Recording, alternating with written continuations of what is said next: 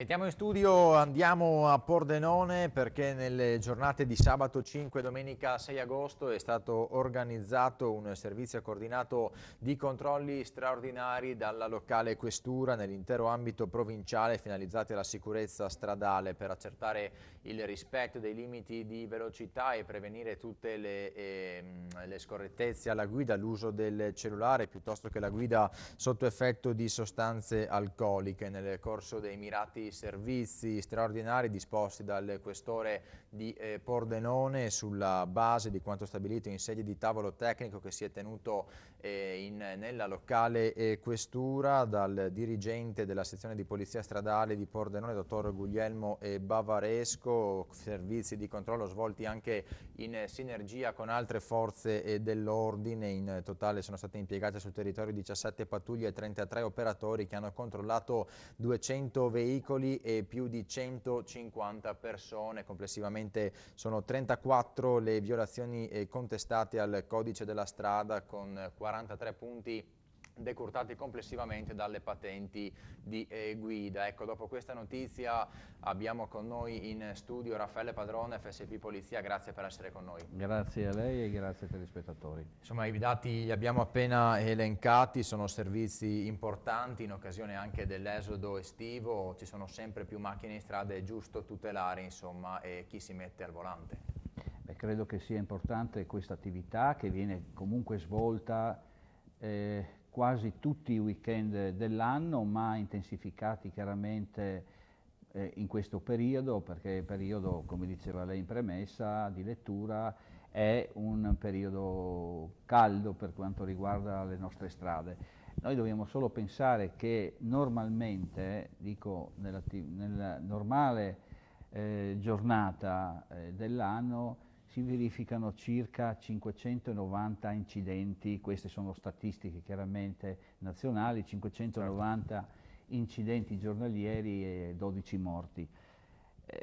Già il numero dei morti dovrebbe farci pensare, senza guardare il numero di incidenti, con feriti chiaramente, che sono oltre 8.000. Questo è un periodo ovviamente normale, goduto di ferie, ma è un periodo dove l'attività della polizia stradale è chiaramente più intenso. Ovviamente, lo ripeto, lo ribadisco, il Ministero sotto questo aspetto, il nostro governo è veramente miope e sordo quando gli urliamo che abbiamo bisogno di personale per questa attività di controllo. Grazie invece alla collaborazione che vengono messe in atto dalle questure, dai questori delle province d'Italia, con la collaborazione delle altre forze di polizia, dalla polizia locale e dalle forze dei carabinieri. Purtroppo ognuno mette quello che ha a disposizione, ma i controlli ci sono, ci sono i controlli, ha visto anche le motivazioni. Innanzitutto un lavoro intenso, perché oltre 200 persone controllate significa fermare parecchie macchine. E poi un'attività importante perché viene svolta chiaramente in orari notturni, serali, Certo. e quindi con tutto quello che ci va preso.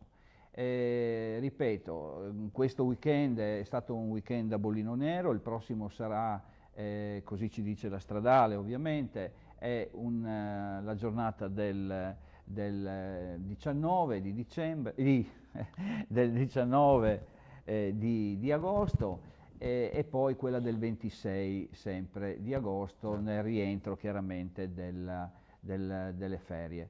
Quindi abbiamo 3 giornate da bollino nero e poi abbiamo chiaramente l'attività di ogni weekend da bollino rosso.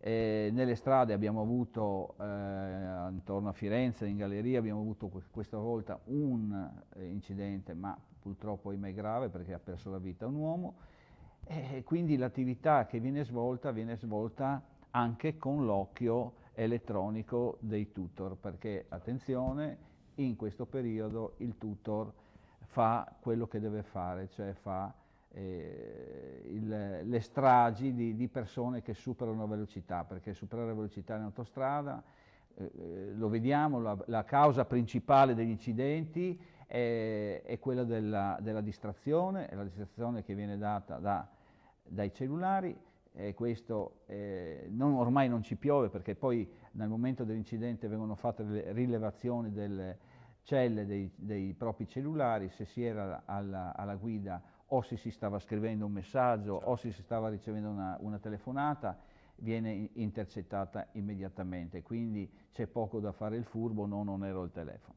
Poi chiaramente l'alcotest qua nel momento dell'incidente viene fatto immediatamente, e quindi anche lì attenzione, perché è vero che non ci sono ancora le norme attuative per quello che è il nuovo codice della strada, cioè 0 assoluto, ma sappiamo che da 0,5 fino a 0,80 c'è il sequestro della patente, quindi purtroppo per alcune persone una birra non è nulla, per alcune altre persone, ho visto in questi giorni un incidente con una birra, la patente è stata ritirata. Ovviamente la buona condotta va lasciata a chi è alla guida del mezzo.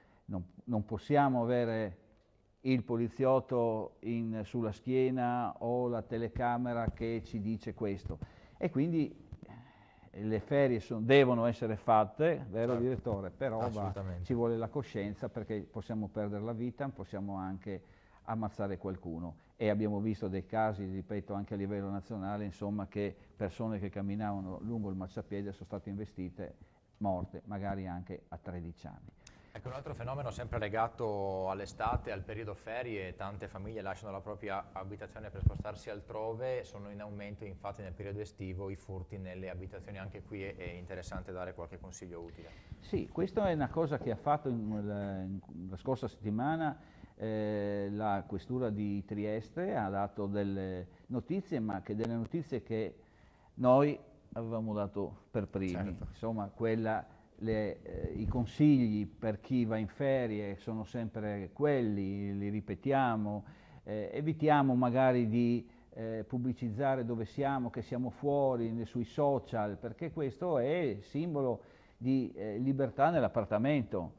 O meglio, se chiaramente vado via io e rimane il papà e la mamma a casa è un conto, ma se la famiglia si sposta per godersi le ferie, è inutile che metta siamo al mare o siamo in montagna, perché significa dire a casa mia non c'è nessuno. Allora o lo facciamo quando rientriamo o non lo facciamo proprio.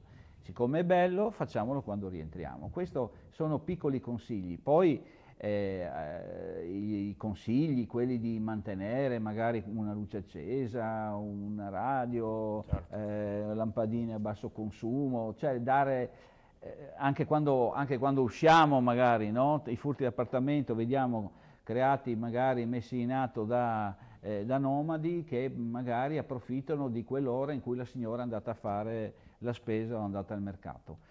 Anche lì, quelli sono dei consigli che io do da qua, ma abbiamo sempre dato insieme, certo. Sono dei consigli in cui ci devono quantomeno aiutare a rendere difficile la decisione se entrare o non entrare in una casa. Questo è, perché poi se uno vuole entrare e non abbiamo, e sarebbe una buona regola, come c'è stata una conferenza, dicevo a Trieste, ma anche a Pordenone il questore dava delle indicazioni, ho visto la settimana scorsa, quella di garantire la sicurezza passiva, cioè quella di garantire magari un sistema d'allarme. Ecco, i sistemi d'allarme oggigiorno sono una tecnologia avanzata, però attenzione, che solo quello magari non basta. Allora mettiamoci noi tutte quelle piccoli consigli che ho dato,